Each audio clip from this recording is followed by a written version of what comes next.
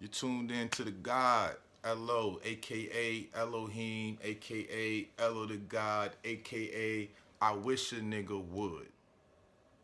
Welcome to Amani TV. Here at Amani TV, it's all about sharing a perspective of peace. Amani is Swahili for peace. It's also the name of my son. Now, here on my channel, as far as Amani TV goes, it's all about promoting peace. And people get the misconception that being a peaceful person, a peaceful man, a changed man, means that you're a soft man, means that you are a pushover, and that's just so false. Sometimes you have to bring war to get peace. That's just the way the universe is set up.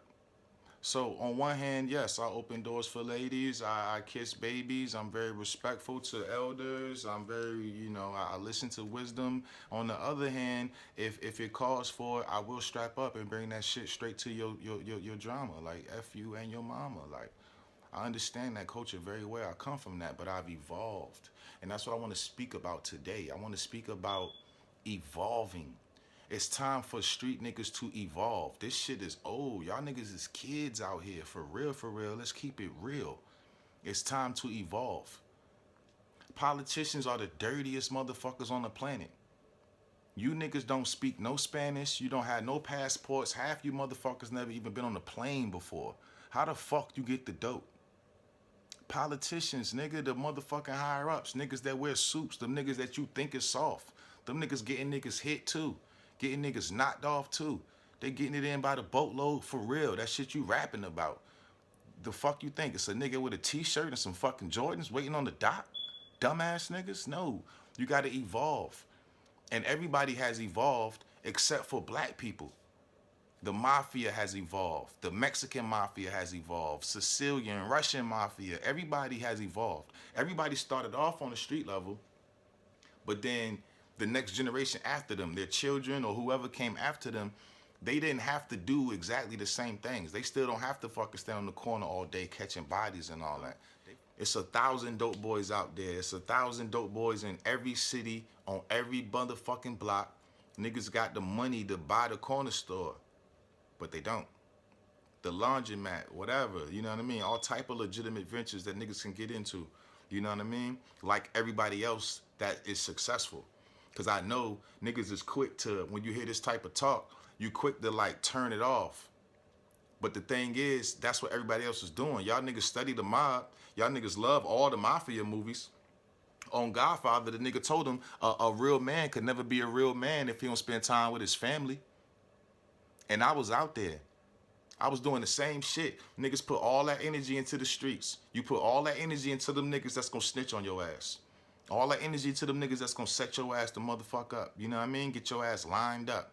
Try to fuck your bitch while you lock, or your baby moms, or however that shit go. That's who you give your energy to. When you out there on that block, you make a lick, you go out, you get fresh, you go to the club, buying champagne, standing on the couches and all that to impress who? A bunch of females you don't know, a bunch of niggas that want to rob you and kill your ass now. You know what I mean? But when your mom dukes call you and it's a family reunion or it's a cookout or it's your mom's birthday, I bet you don't pop near champagne bottle. Half of you niggas be popping champagne and shit, right? You pop champagne in the club, you pop champagne with your niggas. You probably don't even pop champagne with your girl. Facts. Nobody stays on the street level. Nobody. You know, what is it? The Chinese, Japanese triad, La Costa Nostra, Sicilian Mafia, Mexican Mafia. All these people started out in the streets, in the slums, fucked up, had to do what they had to do. You know what I'm saying? Whether it was sell drugs, sell pussy, rob, steal, kill. They all did whatever it is that they had to do. And after they did those things, the resources that they acquired after that, they took it to the next level. So they started extorting politicians and business owners and all that. Then they started becoming politicians and business owners. Black people are the only people on the planet that you stay on the street level and you brag about how cool it is to stay at the street level. When the niggas start rapping and he's making money, niggas at the street level be like, Man, he a rapper. And then the rappers believe that shit because they just left. So even though they up there, they still believe that shit. They still feel like they gotta adhere to the dumbass niggas on the block. That's why they always go back home, trying to stunt and get clapped. Cause niggas is cool with staying at the street level. That shit is like corny. You know what I mean? It's corny to evolve. I'm doing this video right now and I'm corny because I'm speaking from the perspective of love and peace for my people, and I'm speaking with a sense of intelligence. Yeah, intelligence is corny in my community. So fuck y'all niggas. Like I said, it's a crime to fucking evolve, and that shit is sad.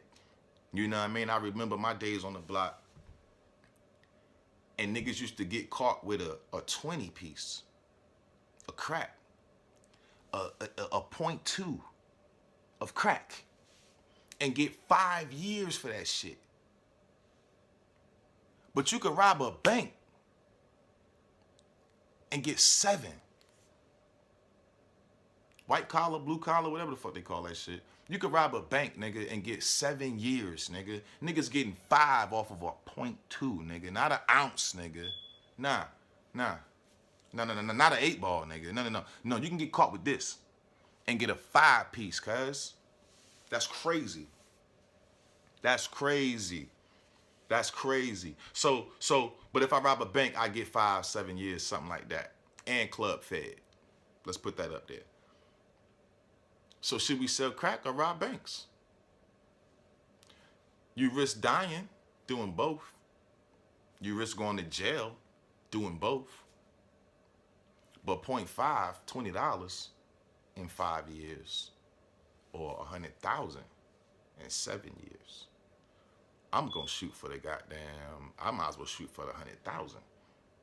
And that right there just shows you that niggas is really not about whatever it is that they say they're about. They claiming they're about money. They claiming that they gangster and all this other shit. But really you not. For real, you just jumping on whatever as a facade, because there's opportunities out here for us to take that we not taking.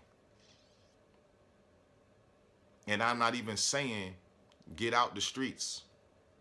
Notice I ain't even said that. That ain't even what I'm talking about. I'm just speaking on evolving and paying attention to how this shit is moving. Only person that's still in the street and happy about still being in the street is you.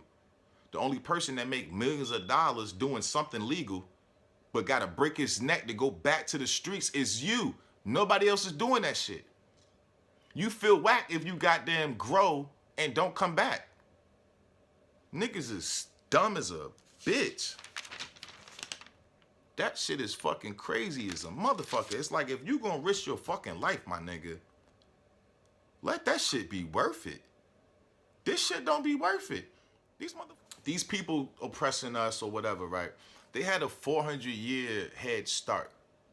You know, it takes a lot to break a god down to a mortal man. And even though they have broken us down, you still find situations like, or the way I put it in the form of a question, like, how the fuck does a 50 Cent, you know what I'm saying, end up sitting across the table from a Jimmy Iovine? You know, if you know anything about some of the backstory with 50, then you should know about, he's from Queens. A big group in Queens at the time back in the day was the Supreme Team. His mama was running with the Supreme Team. His mama was murdered. 50 been out there under that type of umbrella since he was a little boy. So, you know, with that type of background, he's never supposed to end up in the room with a Donald Trump. He's not. He's supposed to be dead. He's not supposed to end up in a situation with Jimmy Iovine. He's not supposed to be making a $4 billion, which his percentage was what, 400. He's not supposed to be making a $400 million vitamin water deal. Like, that's not supposed to happen. He slipped through the cracks. You know, a Jay-Z or better yet, my favorite, Dame Dash. What the fuck is, how the fuck did Dame Dash end up sitting at the table across from a Lyor Cohen? That's not supposed to happen with a 400-year head start. But it happens. because you're special. I mean, everybody else sees that you're special except you. When you had these thoughts of evolving, when you had these thoughts of making a vitamin water or whatever the fuck, you think it's corny. You better switch that shit up. It's time to switch that shit up. And that's just my perspective that I'm sharing, man. Here at Imani TV, that's all I wanted to say. I feel like that's something that would bring peace to our community if we could evolve on the street level. You know what I mean? Because one thing I know for sure is the streets run the world. And they will always run the world. It's going to always be, you know, what is going on in the underground that determines what happens on mainstream. It's been like that since the beginning of the time. It's going to continue to be like that. You know what I'm saying? But if we take control of ourselves and our actions, then we will automatically evolve to a position of power. Actually, a position of respect. You know what I'm saying? And that's what I'm trying to bring. I'm trying to share perspective. I'm trying to get myself in a position of respect. I continue to strive, and as I grow and I learn, I'm going to come up here on my channel, and I'm going to share that perspective. You know what I'm saying? Those who fuck with me, thank you.